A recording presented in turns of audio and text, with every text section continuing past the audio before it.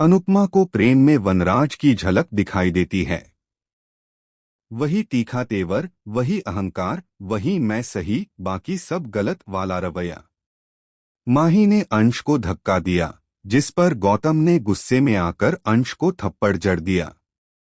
घर का माहौल अचानक रणभूमि बन गया।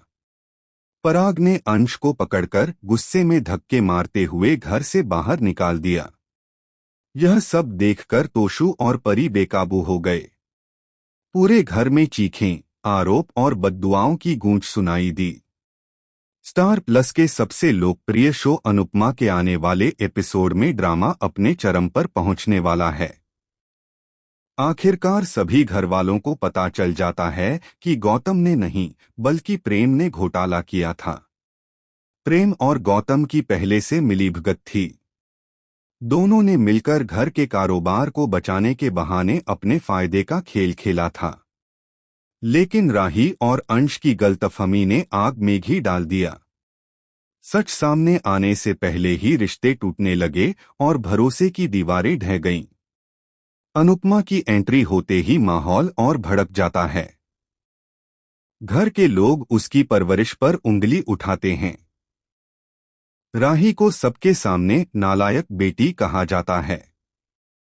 अंश पर आरोप लगाया जाता है कि वह न तो एक अच्छा दामाद बन पाया, न एक अच्छा पति।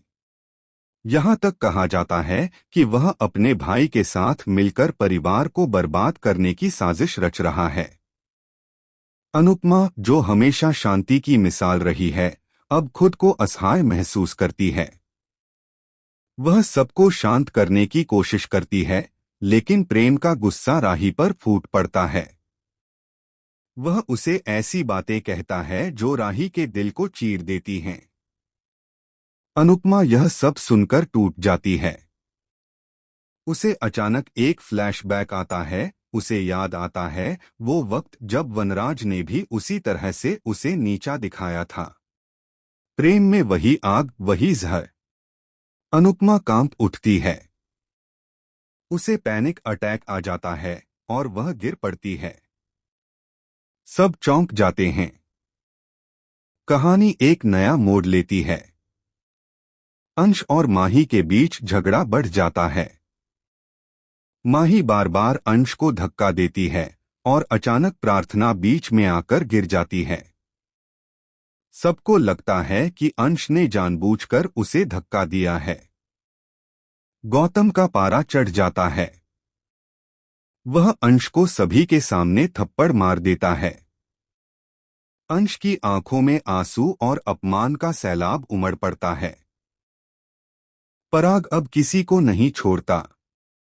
वह राही को छोटी अनुपमा कहकर ताना मारता है, जो बिना माचिस के आग लगाना जानती है। प्रेम पर भी तंज कसता है कि उसने कभी अपने परिवार के लिए कुछ नहीं किया, सिर्फ अपने स्वार्थ के लिए जिया। यह सुनकर अनुपमा के भीतर का ज्वालामुखी फट पड़ता है। इसी बीच तोशु और परी की एंट्री होती है। दोनों गुस्से में कोठारी परिवार पर कानूनी कार्रवाई की धमकी देते हैं। परी गुस्से में चिल्लाती है, अगर मेरा राजा मेरा नहीं हो सकता तो मैं उसे किसी का नहीं होने दूंगी।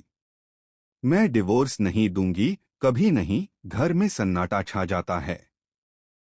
फिर आता है असली झटका। पराग, जो हमेशा न्याय की बातें करता था, अब खुद अंधकार में डूब चुका है। उसने पहले गौतम को धक्के देकर निकाला था, अब उसी तरह अंश को घर से बाहर फेंक देता है। लेकिन इस बार कुछ अलग होता है। अंश जाते जाते घर के दरवाजे पर रुकता है और कहता है, अब जो सच सामने आएगा वो इस घर को हमेशा के लिए बदल देगा। रात के अंधेरे में जब सब सो जाते हैं, तभी घर की बिजली अचानक गुल हो जाती है। आंगन में खून के छींटे दिखते हैं और एक चीख गूंजती है, प्रेम। सुबह जब सब नीचे आते हैं तो प्रेम गायब होता है और टेबल पर एक खून से सना खत पड़ा होता है, जिस पर लिखा है, सच अब किसी के बस में नहीं। अनुपमा स्तब्ध रह जाती है।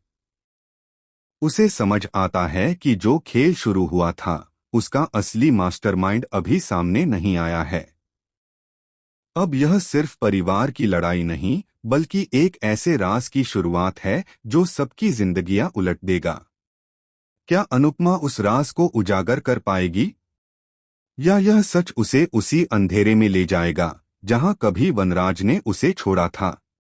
आने वाले एपिसोड में सस्पेंस, इमोशन और रिवेंज का संगम देखने को मिलेगा। अनुपमा फिर एक बार अपने परिवार के लिए जंग लड़ने जा रही है, लेकिन इस बार दुश्मन घर के भीतर ही है।